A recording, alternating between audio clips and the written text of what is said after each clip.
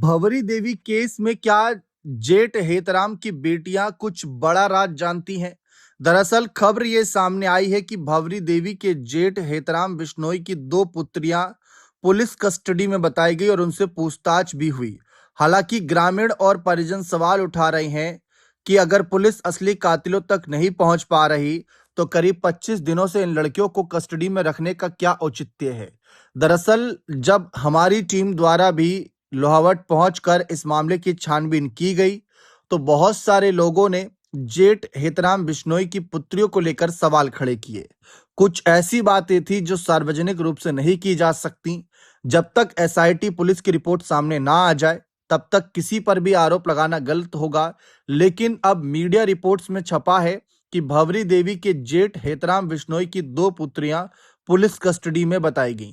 अब बहुत सारे लोग ये बात कर रहे थे कि भंवरी देवी कोई ऐसा राज जान चुकी थी जो भविष्य में अगर वह खोलती तो कई बड़े नाम उसमें फंस सकते थे।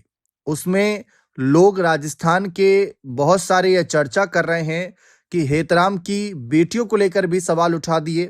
तो अलग अलग नजरिए से, जैसा कि आप जानते ही हैं, जितने मुंह उतनी बातें इस केस में हो रही हैं। फिलहाल हमारे द्वारा तो इसी बात का इंतजार किया जा रहा है कि एसआईटी की जांच कहां तक पहुंचती है, किसको पकड़ा जाता है, क्योंकि एसआईटी की तरफ से साफ कर दिया गया था कि निर्दोष फंसेगा नहीं, दोषी बचेगा नहीं और एसआईटी कुछ भी छोड़ेगी नहीं छानबीन के लिए। यानी सब छानबीन करेगी और उसके बाद जो कातिल होगा उसको जेल के सलाखों के पीछे डालने का काम हमारी टीम करेगी।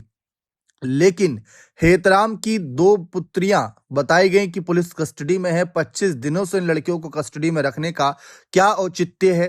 क्या सचमुच भंवरी देवी जो राज जानती थी जिसकी वजह से उनका कत्ल हुआ, जैसा कि लोग कह रहे हैं, अगर उसमें तनिक भर भी सच्चाई है तो क्या उसमें हेतराम की बेटियों का भी कोई रोल है? इस पर भी चर्चा बहुत ज्यादा हो रही है।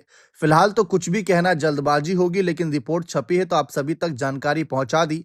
अब आप ही बताइए कि क्या सचमुच आपको लगता है कि परिवार के अंदर ही कुछ दाल में काला चल रहा था जिसकी वजह से ये बड़ा कांड हुआ? अपनी राय कमेंट सेक्शन में अवश्य दीजिएगा।